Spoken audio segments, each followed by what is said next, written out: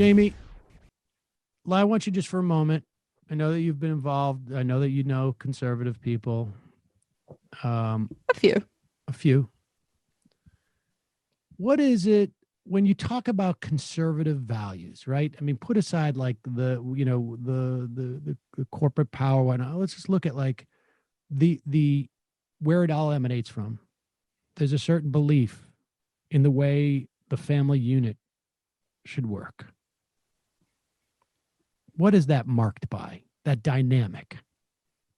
Patriarchy.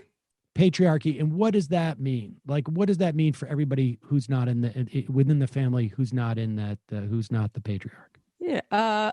They got to listen. They got to listen to dad. They got to listen to dad.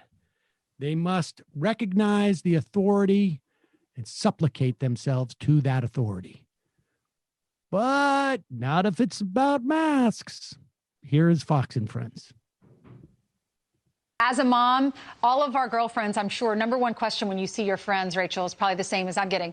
Is your daughter back in school? And I asked that, how about your school? Did it reopen? Watch this, and then we'll talk on the end of it. Sure.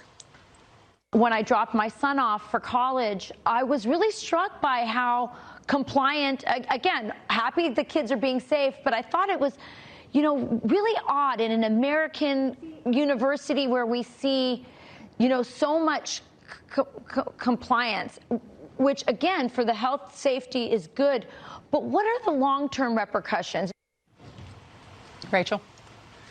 Yeah, listen, we know that China has used COVID to reinforce control over their population because communism requires submission and compliance. I'm worried because so many of the rules that even my children who are going to school, I see them, they wear masks outside when I pick them up. We know that the science doesn't back this up. I know our schools do that because the government says they have to. But again, I'm worried that as children, this is a very formative age. I feel like some of the things we're doing to them is cruel. I think that it is reinforcing submission to government, and it's creating a lot more fear than is necessary for children who we know are not super spreaders and are, have more of a chance of dying of the flu than they are of COVID. And so I'm just very worried about this. I want us, Ainsley, to come out of this pandemic looking like Americans, not Chinese. And we need to keep that in mind, that these rules that we have, this environment that we're creating is affecting childhoods, and it's affecting the formation of our children. And we ought to be thinking about them very deeply as we make rules for children, for school. It just really worries me. Yeah, we just need everyone to stay safe. We'll get through this. We Thanks do. so we much. want them to stay safe, but That's we right. also don't want we also don't want them to be Chinese. All right, Rachel. We want them to stay safe, but we don't want them to turn into Chinese people. This is, here's the thing. Here's what's so disturbing about this is that this is very difficult for children. I think in particular, it's difficult for everybody, but it's very difficult for children. My son, whenever he walks out the door at age 7, has a mask on. He plays, he has a mask on. He is afraid to take off the mask. It is probably better for him to err on the side of wearing a mask than to err on the side of not wearing it enough. That's simply the fact. It's more than likely he doesn't need the mask in every instance when he is outside. There's, you walk down the street in Brooklyn, you're like, I don't see anybody on the street. I could take my mask off. Maybe you drop it down a little bit or something like that. And how long did it take you to beat that into him, Sam? You know what? No, it didn't take that long. But the point is that, like, first off, her concern about her college kids are too compliant. I mean, give me a break. Give me a break. They're exercising some measure of responsibility, because if they do catch it, they could be responsible for killing their mom or their professor or, some staff member who's working at the university.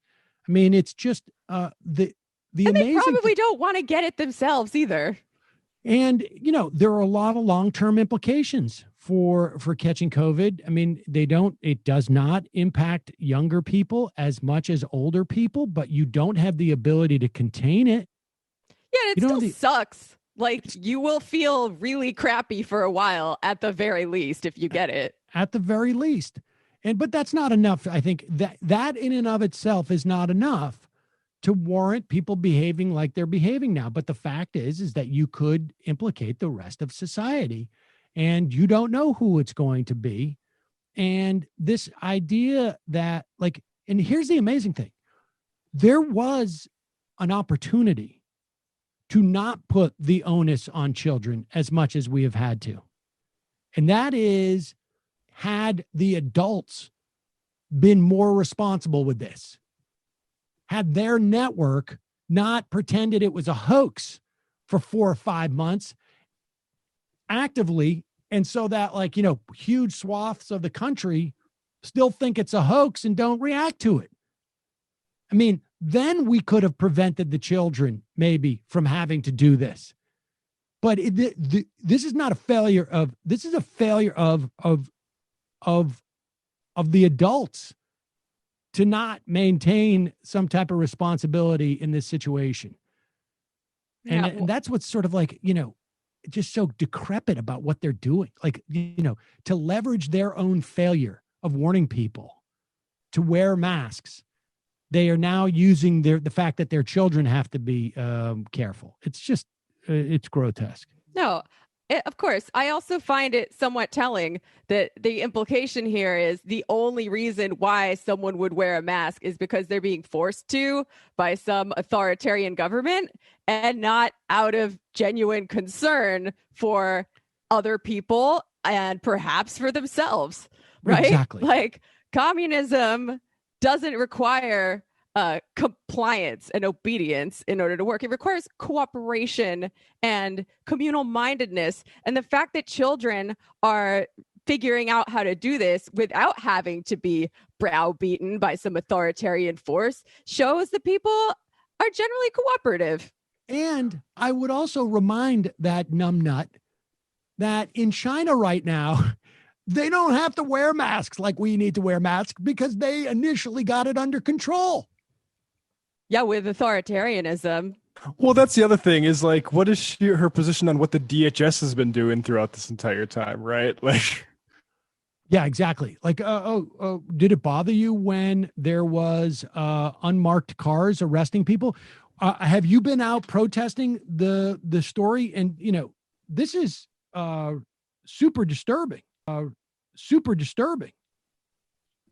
So we know that story of the guy who went out to the protest in Portland, this guy, Ryan Ole. He's been called an Antifa activist.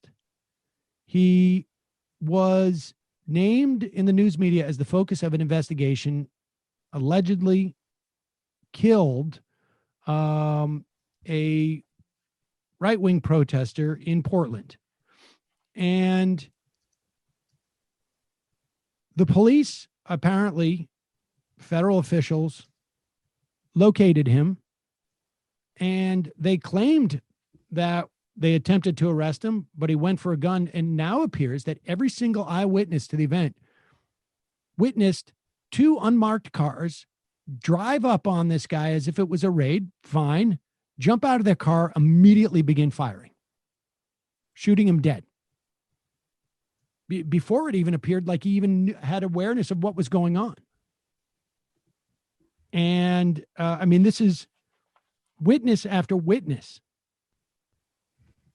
And the president, you'll remember at the time, said this guy was a violent criminal and the U.S. Marshals killed him. And I will tell you, that's the way it has to be. There has to be retribution. That is not the way it's supposed to work here.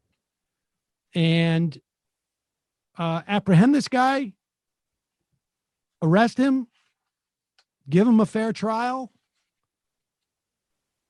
summarily execute.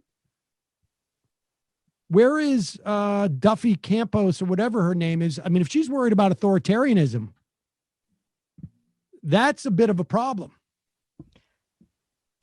I would say so. I mean, look, some people are saying that this is evidence that the guy is some sort of plant from the deep state or whatever.